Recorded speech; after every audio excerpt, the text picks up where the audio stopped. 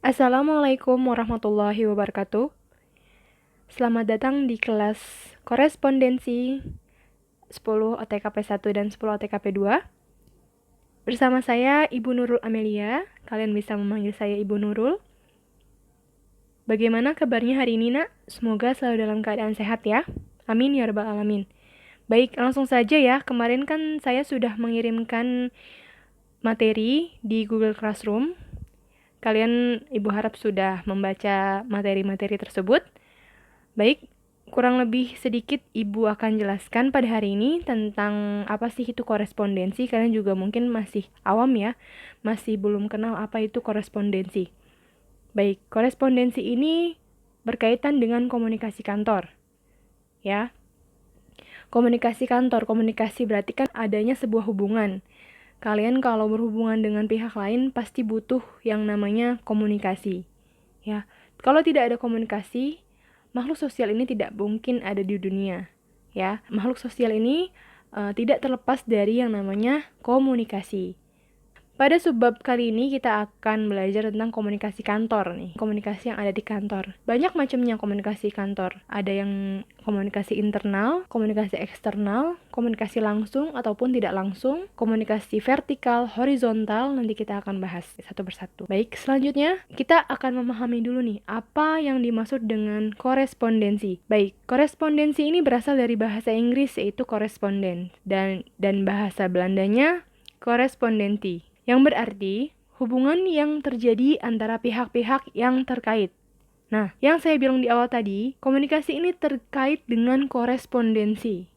Karena korespondensi ini artinya hubungan yang terjadi antara pihak-pihak yang terkait. Baik, di sini sudah nyambung ya. Jadi, tidak ada korespondensi, tidak ada komunikasi. Seperti itu. Lanjut. Korespondensi secara spesifik merupakan aktivitas pengutaran maksud dengan menggunakan komunikasi tulis. Jadi, korespondensi itu hanya dengan menggunakan komunikasi tertulis. Komunikasi tertulis itu apa sih contohnya? Seperti surat. Kalian pasti pernah dong ngelihat surat dari RT, surat edaran dari sekolah, atau surat pemberitahuan, atau surat undangan mungkin. Itu yang dimaksud korespondensi.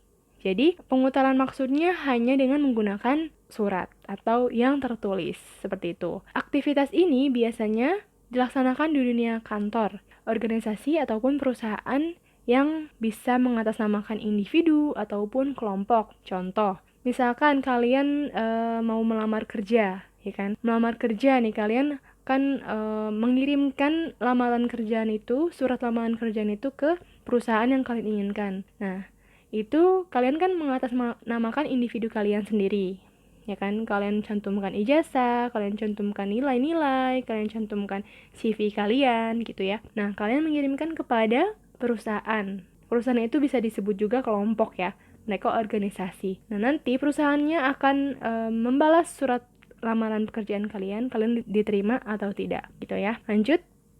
Pengertian komunikasi kantor. Kata komunikasi berasal dari bahasa Latin communicare yang berarti partisipasi atau memberitahukan. Nah, komunikasi ini pasti dong ada pesan yang ingin disampaikan dari si pemberi pesan kepada penerima pesan. Komunikasi kantor adalah proses penyampaian berita dari satu pihak ke pihak lain yang berlangsung atau yang terjadi dalam suatu kantor. Jadi komunikasi kantor itu pasti dong yang terjadi dalam suatu kantor nih, bukan pasar ya. Itu kantor. Nah, komunikasi ini ada dua nih jenisnya. Komunikasi lisan dan komunikasi tertulis atau tadi surat. Komunikasi lisan, contohnya kalian bertelepon, itu termasuk komunikasi lisan. Ini kalian mendengarkan saya, ini termasuk komunikasi lisan satu arah. Nah, komunikasi tulisan, kalian bisa melihat surat kabar, itu juga termasuk media komunikasi tulisan. Terus surat, surat edaran atau pengumuman, itu juga termasuk contoh dari komunikasi lisan. Lanjut. Jenis-jenis komunikasi kantor. Komunikasi menurut ruang lingkupnya nih. Jadi ada dua, ada internal dan eksternal. Yang internal adalah komunikasi yang terjadi di dalam organisasi atau perusahaan. Nah, kalau komunikasi eksternal itu yang terjadi di pihak luar. Jadi seperti bekerja sama itu termasuk komunikasi eksternal. Nah, di komunikasi internal ada vertikal dan horizontal. Vertikal berarti kan ke atas ya, garis lurus ke atas ke bawah. Itu dinamakan komunikasi antara pimpinan dengan karyawannya. Kalau komunikasi horizontal itu komunikasi antara karyawan dengan karyawannya. Seperti itu. Oke, eksposisi, pameran, promosi itu termasuk komunikasi eksternal ya, karena menyangkut orang banyak, menyangkut dunia luar atau organisasi luar. Nah, contohnya eksposisi, pameran, promosi, publikasi, pers, siaran televisi, radio, bakti sosial, ceramah, pengabdian masyarakat itu termasuk komunikasi eksternal. Lanjut, komunikasi menurut berlangsungnya. Ada lisan dan tulisan, seperti yang saya katakan tadi. Komunikasi yang lisan itu misalnya dialog ataupun wawancara maupun rapat, itu termasuk lisan ya. Kalian bisa lihat sendiri pengertiannya. Yang tulisan itu menyampaikan berita dalam bentuk tertulis, singkat, padat, dan jelas, seperti surat ya. Nanti pada pertemuan-pertemuan selanjutnya kita akan membahas tentang surat, oke? Baik, selanjutnya ada komunikasi menurut keberlangsungannya. Langsung ataupun tidak langsung. Langsung adalah proses komunikasi dilaksanakan secara langsung tanpa perantara orang ketiga maupun media komunikasi. Nah, sedangkan komunikasi tidak langsung adalah proses komunikasinya dilaksanakan dengan bantuan pihak ketiga atau bantuan alat komunikasi atau media komunikasi. Jadi kalau langsung itu, kalian berbicara dengan teman kalian sebangku, itu namanya langsung. Kalian bicara dengan orang tua kalian di rumah, itu namanya komunikasi langsung. Nah, kalau tidak langsung, kalian seperti ini nih, seperti berbicara dengan saya melalui medianya yaitu YouTube ya, atau Google Classroom, itu termasuk tidak langsung gitu ya. Atau kalian dengan menggunakan telepon itu juga termasuk komunikasi tidak langsung. Baik, selanjutnya komunikasi menurut perilaku. Ada formal, non-formal, dan informal. Formal itu resmi ya. Formal bisa dibilang juga resmi. Komunikasi yang terjadi di antara anggota organisasi ataupun perusahaan yang tata caranya telah diatur dalam struktur organisasi. Nah, formal itu seperti kalian menjadi MC pada saat acara wisuda. Itu termasuk formal ya. Kalian mengadakan rapat itu termasuk formal, gaya-gaya bicaranya menurut EYD. Yang non formal, komunikasi yang terjadi dalam suatu organisasi ataupun perusahaan yang ditentukan dalam struktur organisasi dan tidak mendapat pengakuan resmi yang mungkin tidak berpengaruh terhadap kepentingan organisasi. Kalau non formal itu biasanya kalian berbicara dengan bos kalian, itu di luar rapat. Terus kalian berbicara dengan manajer kalian berbicara dengan karyawan yang lain, itu termasuk komunikasi non formal. Informal, komunikasi yang terjadi antara komunikasi yang bersifat formal maupun informal, yaitu komunikasi berhubungan dengan pelaksanaan tugas pekerjaan organisasi atau perusahaan dengan kegiatan yang bersifat pribadi. Nah, ini biasa ya kalau kalian melakukan komunikasi antara teman kalian, itu termasuk informal. Lanjut, komunikasi menurut aliran informasi. Komunikasi satu arah atau simplex dan dua arah atau duplex. Nah, komunikasi yang berlangsung dari satu pihak saja, on the way. Jadinya pada saat ini nih kita hanya melakukan komunikasi satu arah. Kalau komunikasi dua arah, dalam hal ini komunikasi diberi kesempatan untuk memberikan respon. Jadi kayak kita Google Meet ya. Pada nanti materi selanjutnya kita akan Google Meet, itu namanya dua arah. Nah, kalau kalian mendengarkan seperti ini namanya satu arah. Seperti itu. Nah, kita lanjut ke fungsi komunikasi. Fungsi komunikasi menyampaikan pikiran atau perasaan, ya. Kalian bisa lihat sendiri di sini. Fungsi komunikasi ada banyak ya. Kalian sudah tahu pastinya tanpa komunikasi kita tidak bisa hidup ya. Kita harus mengutarakan apa maksud kita dan kita harap orang yang kita memberikan informasi itu mengerti maksud kita gitu kan. Gitu ya. Kalian bisa lihat sendiri, bisa baca sendiri di sini ada fungsi-fungsi komunikasi.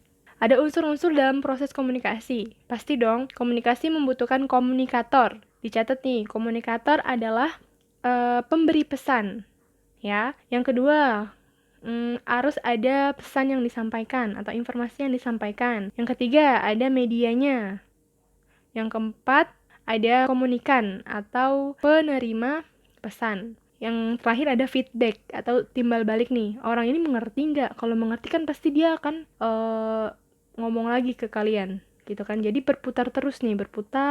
Komunikator, komunikan, pesan, media, dan feedback gitu ya. Selanjutnya, sarana komunikasi, surat ya. Surat yang tadi saya bilang komunikasi tertulis ya. Jenis komunikasi ada 2, tertulis dan lisan. Surat ini merupakan contoh dari komunikasi tertulis. Ada telepon, komunikasi untuk yang lisan ya, melalui media telepon. Ada radio dan televisi. Radio bisa disebut sebagai media dengar atau media auditif ya. Kalau televisi, media audiovisual.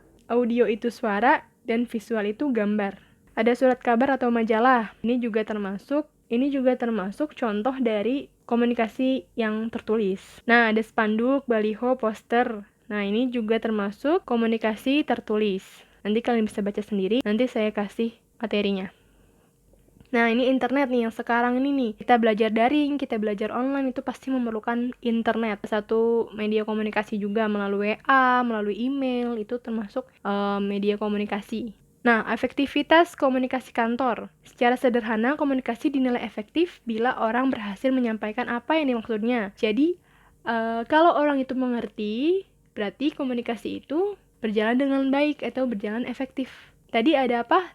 Yang di unsur komunikasi ada feedback ya. Feedback itu adalah timbal balik dari orang yang disampaikan oleh komunikan. Jadi misalkan kalian ngomong nih bla bla bla bla, orang yang menerima omongan kalian ngerti nggak? Kalau dia ngerti, berarti komunikasi itu dianggap berhasil. Terdapat 5 faktor yang menjadi ukuran efektifnya komunikasi. Yang pertama, pemahaman.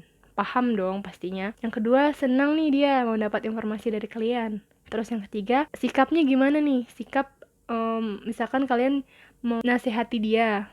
Kalian menasehati yang baik-baik. Nanti pada hari berikutnya dia berubah sikapnya. Itu juga dapat dikatakan berhasil. Yang keempat, memperbaiki hubungan. Pasti dong, kalian kalau marahan sama teman kan nggak ngomong-ngomongan. Itu miskomunikasi jadinya. Ya, kalau faktor ini jadinya kita bisa memperbaiki hubungan kita dengan komunikasi. Terus tindakan, pasti dong, selain mempengaruhi sikap, komunikasi juga dapat menggerakkan tindakan. Misalkan kalian disuruh sama guru ngerjain tugas, pasti kalian kerjakan. Itu namanya tindakan kalian dalam memahami komunikasi dari guru. Baik, itu saja materi hari ini. Silahkan kalian kerjakan mind mappingnya sesuai dengan apa yang saya tulis di Google Classroom nanti. Terima kasih atas perhatiannya. Kurang lebihnya mohon maaf. Wassalamualaikum warahmatullahi wabarakatuh.